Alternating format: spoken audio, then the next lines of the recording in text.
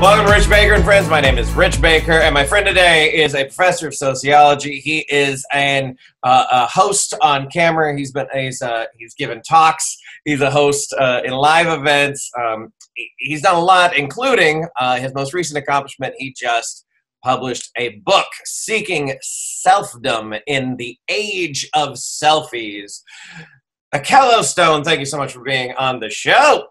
I love it. Thank you. This is the first appointment I've had in weeks. Yeah, I bet. Yeah, when you're finishing a book, like you just got to clear the calendar, right? Oh yeah, and then you can't go anywhere. So. Oh, what? Are you quarantined or something because of a pandemic? Is that what we're talking about? I mean, I do go to Trader Joe. I go there and meet the people, talk with everybody like they're my old friends. Start of human contact. But my social distancing actually started probably much longer ago last year. Yeah, because of the book? As you already know, Rich, if you were going to get something major like that done, you have to minimize distractions. Yeah, you kind of, it's literally just a math problem, right? You're like, I have X amount of work to be done. It's going to take approximately this many hours. Any hours that I'm spending doing anything else is prolonging the finish. Yes, that's it. It could, yes, exactly, yeah. And so it's really just up to you as the creative, like how soon or if you want it done and you want it done sometime the next year, you're probably going to sacrifice a lot of birthday parties, a lot of whatever it is that you've got on the calendar. It is, yep. So this is like 4 years in the making, but I probably started really digging down deep in the last 6 months. Because it was just it was pending, right? And yeah. I didn't want to, and you get to a point where you're like, I don't know if I want to do this anymore. But then you've gone so far that you say, you know what, you've got to do it. So I just set a self-imposed deadline, and that really helped. It really helped. And of course, it's not just about having that time carved out. You already know this. It's like, sure. You can sit down. I got this 2 hours carved out, and you're like, I don't feel like doing this shit. I'm not interested in reading and talking. And despite what some people will tell you, you can't always snap out of it, right? Because I feel like there's a lot of motivational people out there who are very well-meaning, and they have these tools of like, here's how when you're like not feeling productive, how you can snap into being productive. And while I don't think that those tools are bad, I think they work sometimes. There are times, at least for people who have the mental demons, where it's like there's no amount of tools that is going to pry me into working because we're just shut down internally. Exactly. It's not a structural issue. At least for me, it's not a structural issue. It's not a prioritization issue. It's creative moments and moments where it can be done. Mentally, emotionally. If you're not there, it's not going to happen. Yeah. And, so you just have to kind of switch gears. But then there's times when you can really get in the flow. For 4 or 5, 6 hours. Yeah. Yeah. Because I published my book in November, and you're publishing your book now here in March, and so it's like we were on very similar journeys, just a small time window apart. Right. And what I loved was when I was finishing my book, you were super cool about like giving me encouragement and whatnot when you were in a little bit earlier stages. Yeah. And so it's been really cool to see. Yeah, we flipped the script, and I was like, I know Rich is gonna get his shit done and out there before me. I just know it. But I'm glad you knew it because I didn't know it. I didn't know it. I knew it. I knew it. You don't have to know it. You just have to do it. Oh, fair. Well, thank goodness. Yeah, I don't mind being second in the race. I think that's pretty dope. There's no race. There's no race. No. I know that, but just in general, I create races in my mind, Rich. Does that help you? Me. So does the idea of competition motivate you? I don't think it's competition. I don't think that's the right word. I think. Oh, tell me more. Because competition involves this hierarchy, right? Of better, faster, stronger, right? Okay. It's about you climbed up out the barrel. I saw you. I know you. I want to climb up to the barrel. Fuck, I'm going to climb up the barrel. That's it. Yeah. And you got up there first, and I watched you. I'm only going to say this one time. In my book. That's not true. That's just not true. Just but good luck. One time today, I swear to God. But you led me into this because there's a section in my book where I describe in great detail my experiences of doing indoor rock climbing. Right. Okay. And one of the best ways you can learn how to climb up that wall is to watch somebody do it. Watch the techniques where they, you know, there's strategies involved. And like, why would I get on there cold? You know what I'm saying? Like, let's see the struggles that Rich is going through. So maybe I can prevent that. And ultimately what happens, you're going to have your own struggles, right? But, yeah. You know, if something good happens and someone does something like that, who would not want to follow? You're supposed to be around people that are trying to, you know, keep it percolating, right? And then you bounce that energy off of each other. I love it, right? It's the idea that, so yeah, competition wouldn't be the right word for it. It's I don't know the right word for it, but like mimicry would be up there. Like I'm trying I see that this happened, and so I'm trying to mimic that, but my own version of it, you know. Something like that. Yeah, I actually I was very honored. There's a gentleman by the name of Bill Arnett, who's an improviser, who also, he wrote a book that came out like 3 or 4 years ago, something like that. And he was my teacher way back in the day in Chicago. Yeah. And in January, I went to an improv festival with Roland and Riches, and he was there. And he was also teaching, and so like I got to reconnect with him, and I was like, I don't know if you remember me, I was in your class, and I was like, I wrote a book, and you know, I was inspired by your book, right? And so like what you're talking about is seeing someone do a thing, and you go, that'd be cool. Yes. And the other thing too is, I don't know if everyone does this, but everyone has their own way. I want to, like, there's mention of different people that I don't know who have somehow planted something. I'm just going to send them a copy of the book, and because they're mentioned in there. Oh, do you mind saying who? Oh, there's a lot of people. I can't remember anybody. That's totally fair. No, hold on. For those that haven't written a book. Pema Chodron. Okay. Pema Chodron, the Western Buddhist nun. Okay. There's several times that I kind of referenced, because I read like 20 of her books. Oh, wow. I mentioned hers in what I've learned from her, and I just want to send it to her. I don't know if she'll read it. Someone's going to get it, right? If she doesn't read it, someone is going to read it. And I think that we always, here's my second time. In my book, I talk about. Do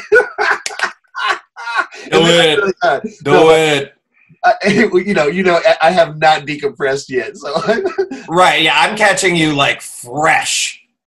Yeah, you're catching me fresh. This is the most raw interview you'll do post book. This is the most raw one, and I could even spend an hour talking about like how I published the book, and then I looked, and there was like the word "however" was in 2 sentences in a fucking row, and I'm like, how did I miss that? So you know, I had to change it. I had to go through the publishing process again. And I was like, okay, I know. I mean, I went through this thing 3 times. I did not see that. And again, finished not perfect mantra, Rich. Finished not perfect. That wasn't even like a little nick in the corner of the cabinet. It was towards the beginning, and that could throw somebody's off completely. Sure. You know, so if I had a typo on page 185, that's different than page 5.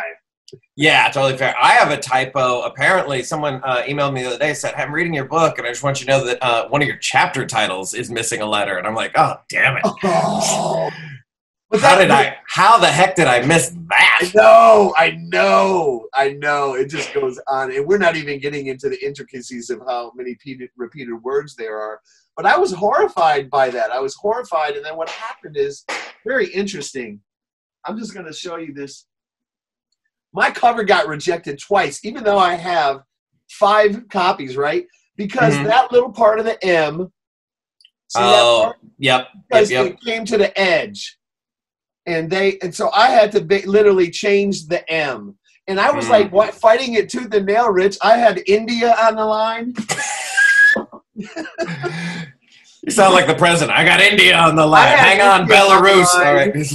And I asked more personal questions. I was asked more personal questions than I do on a first date. I mean, Jesus, really? Wow. Just to have the conversation with me. But ultimately, you figured it out. It's good. Fight your battles, right? Well, yeah, and at that point, I mean, it sucks, but like, and I don't want to geek out too much on, what it's like to publish a book in case out there knowing people are like, I can't relate to this. But change the subject. But I mean, like, just mining the overall lessons from what we went through, because it maps onto any big project, right? This idea of at that point, like, you don't have no choice but to fight that battle. Like, you're not gonna go, well, I finished everything, but this isn't going to work, so I just won't publish the book. Like, at that point, it is inevitable that as long as you're drawing breath, the book will get published. It's like you win. Yeah, so it's just, you go, okay, I just have to fight this. It forces acceptance really quickly. Yes, it does. It does. And I don't know, did you do the ebook, Rich? Yeah. The formatting for the ebook through totally that program different. Was horrible for me. Totally different. You think, I formatted it for this already. Surely they have a thing that... No, they don't. No floating text boxes that I have in my book. No, I don't use serif fonts. I was forced to use a serif font. Oh, yeah. Some people care about that, right? Are you okay? I really care about the font phase. I know you do. That matters to you. You're a graphic designer. Right, so I even thought about taking the book off the Kindle off because I don't like the way it looks. But I was like, you know what? There are Kindle people, and I guess all their books look pretty much the same. They get like 3 font choices. Oh, I didn't even notice. At that point, I had to do mine. Just as a quick story, so I published a paperback, and then I set the Kindle to be published 2 weeks later. So I put in my calendar like 3 days before that date to be like, okay, let me fix this by then. But the thing is even though it was going to publish on the 16th or whatever, the Amazon needed the final draft by the 13th, and I didn't start working on it until the 13th. I had like 8 hours, so I just bulleted through that as fast as I could. I didn't notice anything because I didn't have a choice. Right.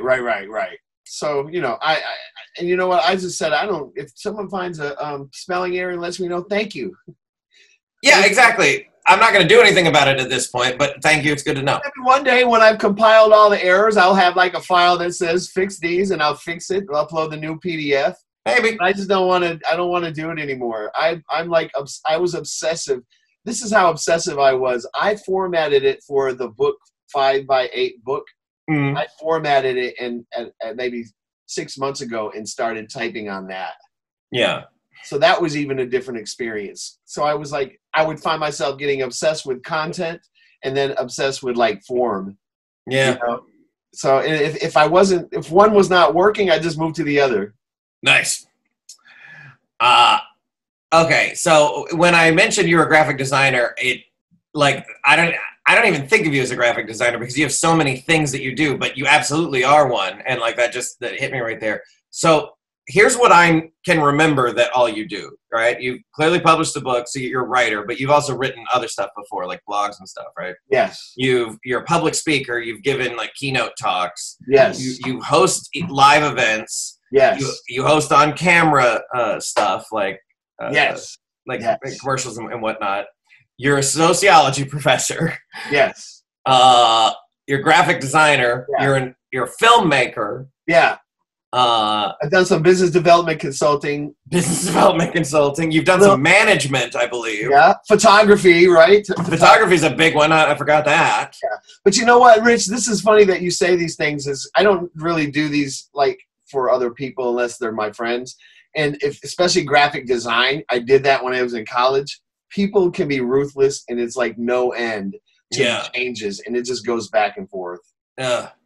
So I don't like kind of that kind of transactional aspect of it. So, I'll help somebody out. I've done websites for people. I have like a website that I create obituaries for people, for their family members, and host that for them. I had no idea. Yeah, wow. Just because so people have somewhere to go in a pinch.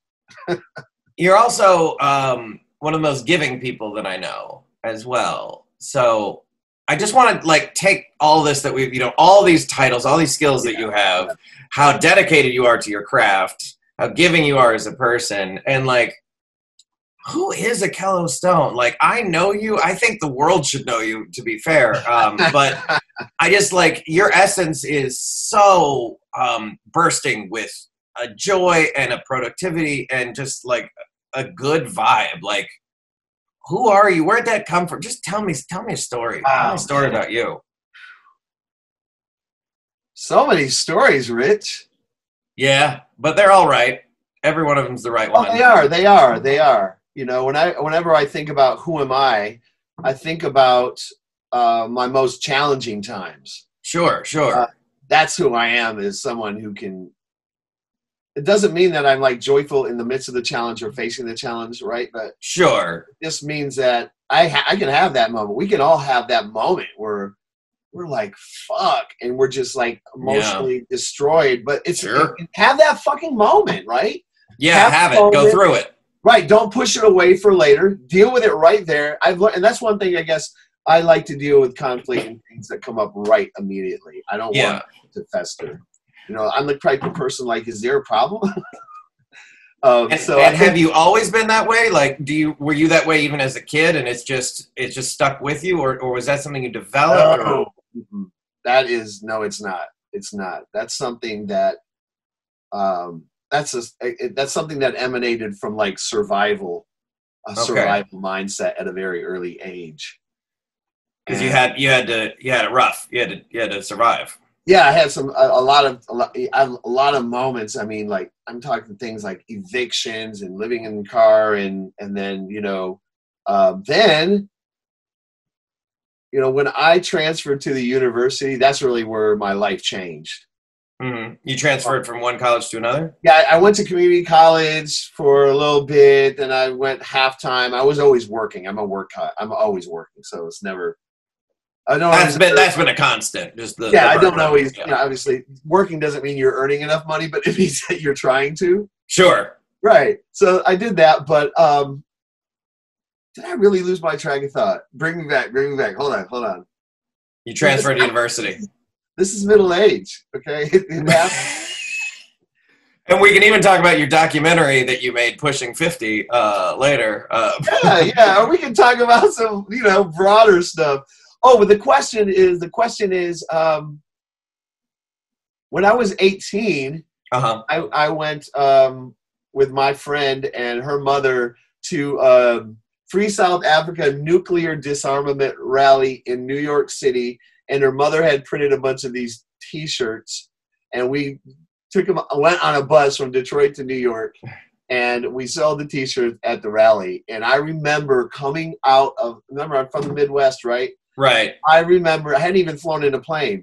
I remember coming out of the Lincoln Tunnel, and then the buildings that shot up to the sky. Yeah. And there was something in me that opened up and said, there are bigger things for you to see. And I didn't make it to New York. I visited many times. I never made it to live to New York. It wasn't the goal. It was like bigger, broader, more expansive. How I ended up in LA from going from the Midwest to Atlanta to the Bay Area is really an interesting story too. But the idea is, I guess, who am I is, if it's not working, if it's not working and it does no longer fit, I will find something else out and I will make the change no matter. Because I think the change can be hard, but it's a lot harder to stay in a situation that is not right. So you're prone to change. Yes. And you have drive to get it done no matter what. There it is. Love it.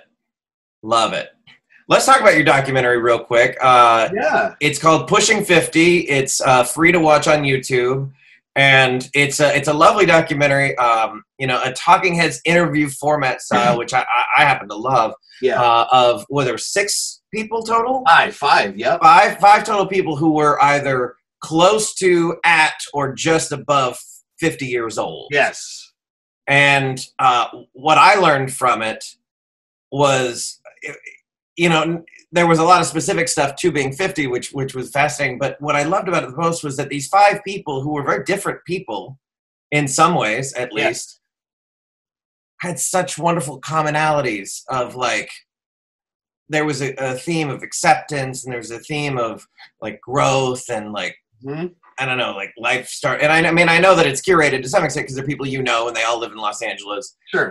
At the same time, but what did you want out of that documentary? What did you get out of that documentary? Just tell me about that. That's a great question. And actually, there was a young lady that's from New York City representing. Oh, right. There was, yeah. Representing the East Coast 40-something.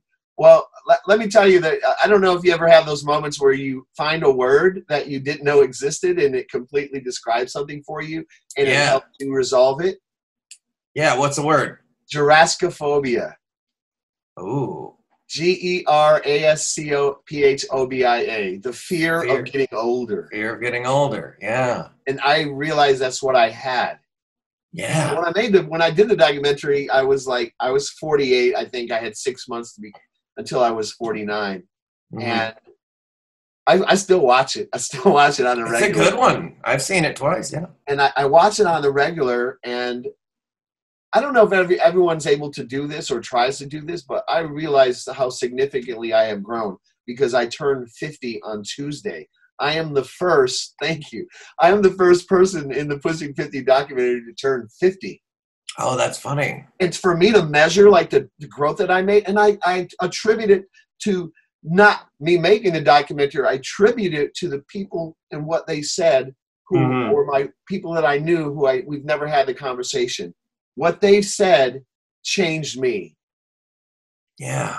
And I was like, wow, that was worth it.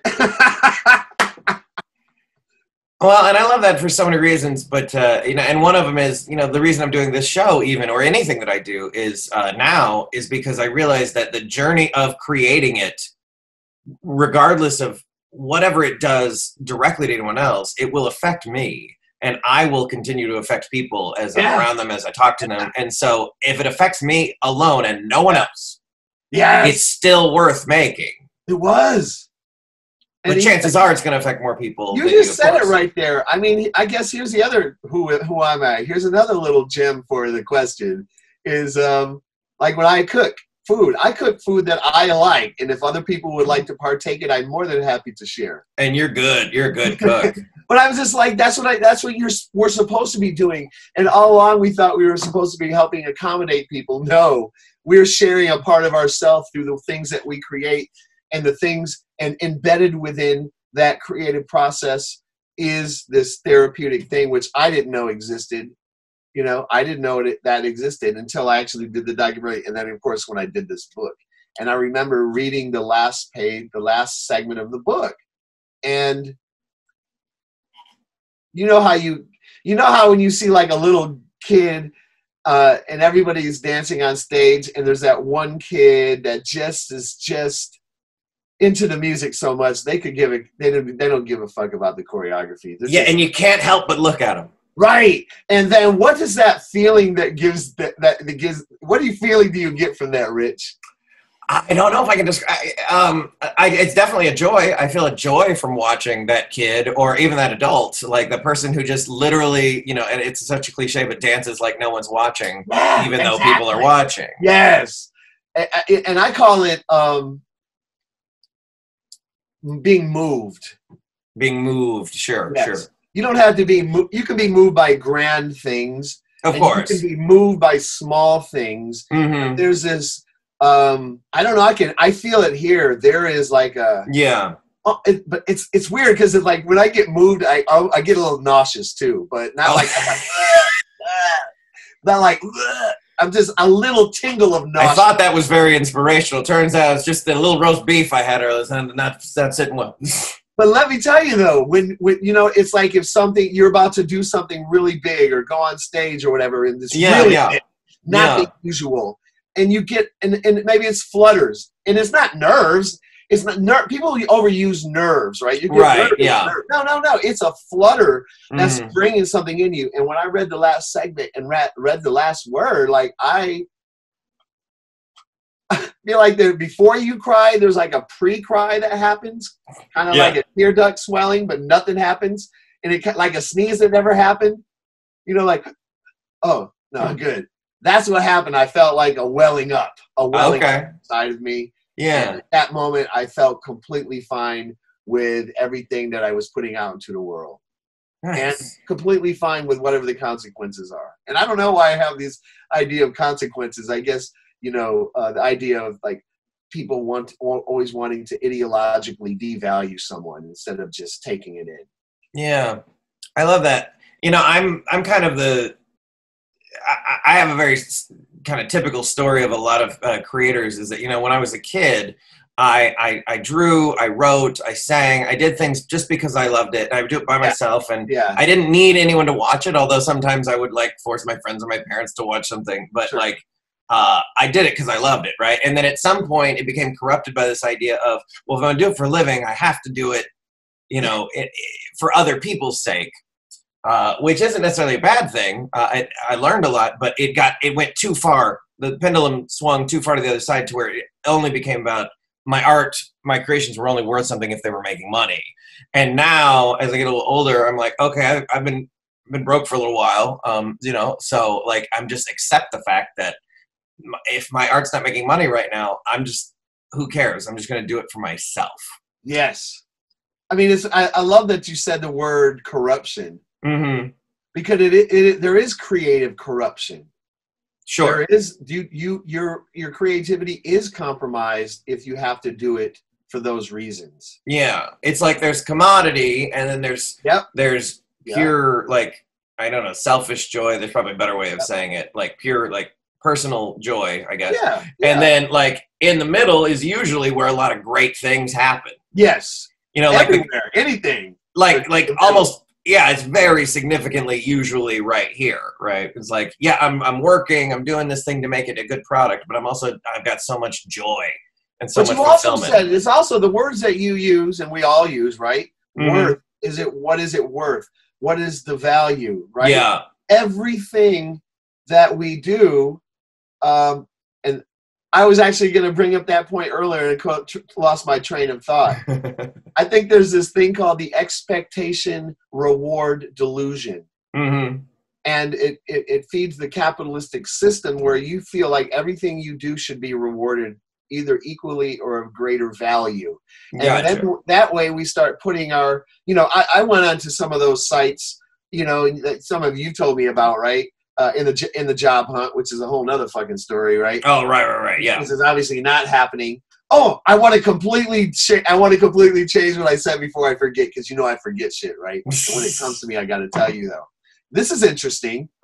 So I got an email from a casting director on what is today? Friday evening. That's basically, it was a hosting opportunity. And hosting a show, and I recognize his name. It seemed like a fun show. Mm. It seemed like a fun show. It was a good fit for me, and there was 2 pages of instructions for the self-tape, including answering like 4 different ideological questions, like about decision making and stuff. And then they gave me the intro scripts. And then 2 video links. I had to watch the video link, and I had to introduce the video and then I had to improvise from that point based upon what I saw in the video. Wow. And all that, and I was like, any way you can get this to us within the day, you know, within a day. Dude. A day. Now, here's the thing. 12 years ago, I had my very first hosting audition video. And he was the casting director. Oh. And I recognize his name. He's in New York City, and that was the only audition I ever got with him for 12 years, because I've sent things to him. Yeah. And I emailed him when I saw, you know, when I got the information about I emailed him directly. Mm-hmm. My resume, my reel, and said, look, this is what I've been doing the last 12 years when we had an interview, and I almost got that job hosting that tattoo show that I wanted. But that was the reason I remember him, is by doing that video audition that someone sent me, like, you should try out for this, right? That put me on a different trajectory. Up until that point, I never considered hosting on camera, ever. Oh, wow. I don't know why, I just didn't. I love it. All right. You and I could literally talk for 2 hours, and no one's gonna listen to that. So let's get into the book. Seeking Selfdom in the World of Selfies. It's a lovely sounding title. Break it down for us. What is the main thesis you want people to walk away from? Obviously, there's tons of things. Right. Yeah, what's the big thing? I totally know what the main thing. Hit me. We do not have healthy relationships with ourselves. Perfect. Now give me the little bit longer version. So what is missing in a general sense from people's what is from our relationships with ourselves? Well, one big factor is love. Sure. That's missing. Self-love. The idea of like loving who you are. Thank you for verifying that. Self-love, resolving, forgiving, expecting, denying. Everything that we do, that we observe other people doing, we are doing it within our head. We're within our minds. Right. Yeah. Chatter. There's a lot of there's a part when I talk about inner dialogue, which I have, and I know everybody has, but we don't talk about that. We're listening to it, and we don't talk about where it comes from. Yeah, it emanates from us. But I always say, like, there's a shadow on one, like a shadow and a savior voice. Okay. And sometimes the shadow comes in, and then it, messes with my mind, so to speak. But sometimes savior comes in and tries to counter the rhetoric and whatever shadow is putting in my head. Yeah. And it used to be just me reacting to it and behaving differently because of shadow and feeling I can't do this, or anxiety creeping up. We all have anxiety. We deal with it in different ways. Yeah. It comes up for us. So instead of having to sit here and listen to those negative voices in our head, then create a voice that is going to handle it for you. So they have their dialogue, and then you are not disrupted in doing what you're doing by that dialogue. So you're creating a bot internally. Pretty much. Absolutely. Wow. Which can be really effective if you don't have, especially if there's, everything that shadow says is irrational. It usually has come from a manifestation of negative self-talk in the past, which came from someone saying really negative things to you or treating you a certain way, right? Everybody has different degrees of having been neglected, bullied, mistreated, verbally abused, lied to. We always talk about sexual abuse, and that's, a huge trauma. I get that. But there are smaller traumas that linger in our minds and impact our relationships with other people, because ultimately we want relationships with other people, but we also find the wrong people because we don't know who we are. Yeah.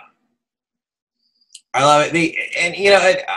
The reason that I was, when you said what you said, made me think of, you're creating a bot. I just finished Silicon Valley season 6. Highly recommend it. It's hilarious. Okay. And I just personally love that show. But one of the plot points had to do with creating like a self-learning thing that would kind of, deal with things that the humans didn't have to deal with. And, we didn't really have an example of that, a clear example of that before. But it's totally something we can do internally, which is like create, an automatic program internally in our brains to deal with something else. Yes. But good luck explaining that to the general public before now. Like in the 80s, maybe some computer scientists would have understood it. But like now, I think we all kind of get it enough that it's easy to find that analogy and go, okay, I can sink my teeth into that. I can deal with it. So I think they can, but I think, and again, the kind of the premise of the book is, I like to call it almost like an anti-self-help book. Oh, explain. Because when you hear help, usually like someone's drowning, they're like, help, right? Right. Yeah. Call for help is this immediate thing that needs to be dealt with. Right? And sometimes things do. It needs to be dealt with. If a fire breaks out, you've got to deal with the fire, right? Right, but yeah. The things in our mind are things that are a result of us being human. Yeah. And they're not necessarily things that there's something, you can't just like delete them. You can't take those things away, but you can understand them more and then learn to coexist with those things. Yeah. And so to use your analogy of drowning, right? Like help, I need help right now. Yeah, they need help getting drowning. But like what you're talking about is they also need help to learn how to swim so that they won't drown again in the future. Exactly. They need to help to learn how to. They haven't had enough swimming lessons. Right. Yeah. Right? And a lot of people sit in anxiety because they know that eventually some bad shit's going to happen. They're going to have to deal with, right? Sure. But this time when it's not happening right now, this is the time where you can help. When you were talking about the bot, how do you construct that inner voice? Like, how do you construct that inner voice in your head? I assume your book tells us. It'll tell you how to do that, but not in the way that you think it is. There's no way to do it without actually starting with, can I do this? What voice sure. And then also putting ideas in. It's a very idea-driven book. Mm-hmm. But putting different ideas in your mind is like eating salad versus eating junk food. Yeah. Putting ideas in your mind will allow for the construction of that second, entity that's doing the talking. It's not like this. You can't construct a plan. You just have to keep working with your mind, and you keep and dealing with it, and then it takes over. It's kind of like on the job training. Yeah. Until you've actually sat and deal with things. When someone is going through some stuff, and I know people that go through stuff, and they tell me, and sure.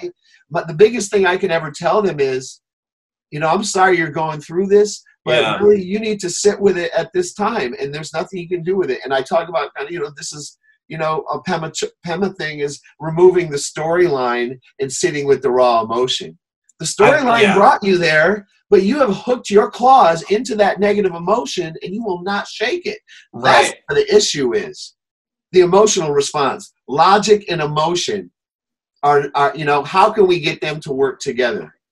I love everything you're saying. And I was literally I've been dealing with this, with the quarantine the last couple of weeks, is this idea that, when something knocks me off my game, I have learned from personal experience that I need time for like my reboot sequence to happen. Yes, you do. Right?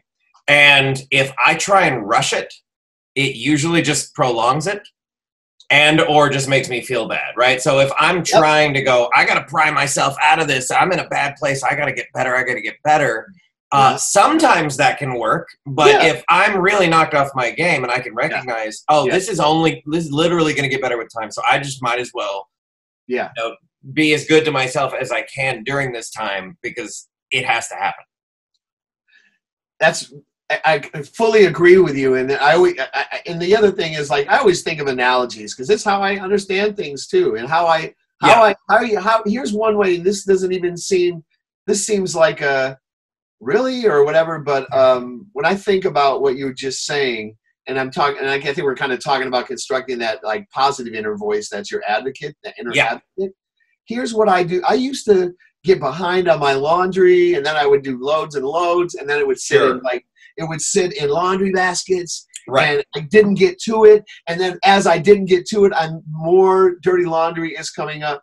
Yeah. So I said, you know what? I'm going to do a load of laundry, take it to the very end, dry it, and I'm going to put it away. Maybe I'll take one day.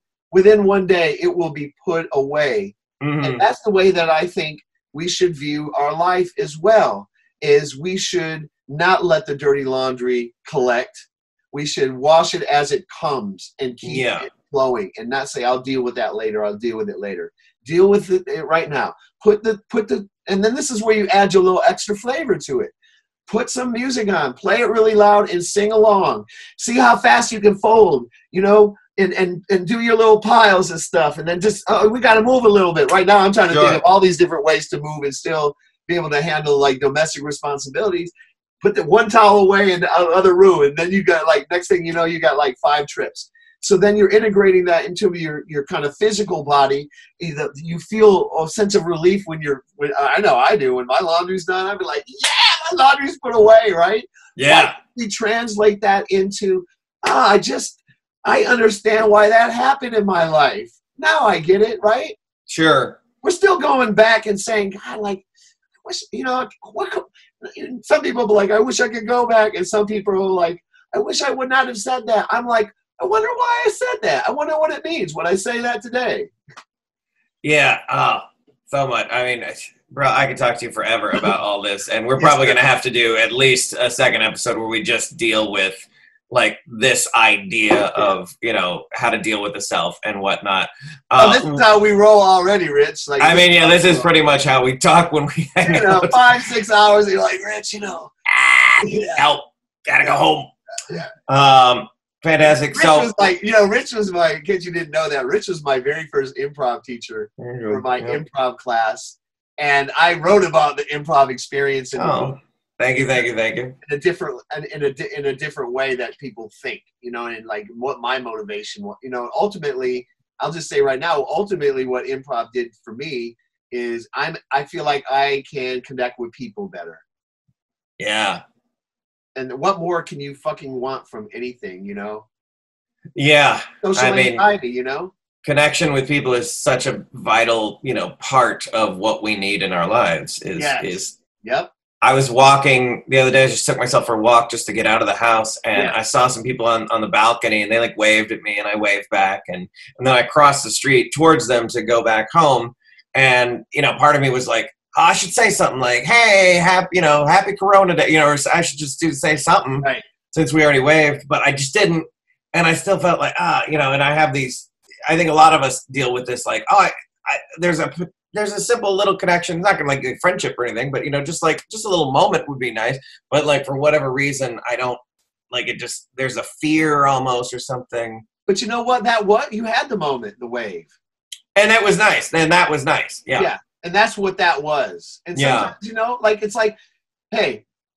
I would have anxiety about going to parties. I mean, I've dealt with it because usually what happens is, you know, I'm like always want to like people either like love me or hate me, right? So like when I have a conversation, and then I'm like in my mind it was like, this is fucking going nowhere. I've got to like find another, you know, like, well, it was great meeting you, and then I move on. Hopefully I don't see the person. If I don't, who cares, right? But I'm not going to sit there and then I have to move on to somebody else. And then when I move on to so many people and there's nobody that I feel like I'm really connected with, like I will slip out.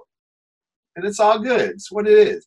Sometimes you have those moments where you meet someone so cool or someone so entertaining, right? So at least have one of those people around that can interact with everybody. So, you know, that's what I try to do in a party, right?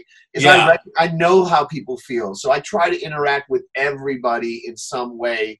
And that's usually why I stand behind the bar. Like and they think I'm the bartender. Yeah, I'm making the drinks. And another person comes and I engage the conversation. I love it. Where can people get your book? They can visit akellostone.com. There are direct links on my homepage, available on Amazon, paperback, and Kindle. Hell yeah. And so akellostone.com is basically for everything. People want to follow you, they'll find everything there. Thank you very much, Rich. I appreciate the conversation and the little pluggy plug. Oh, dude, absolutely. Thank you.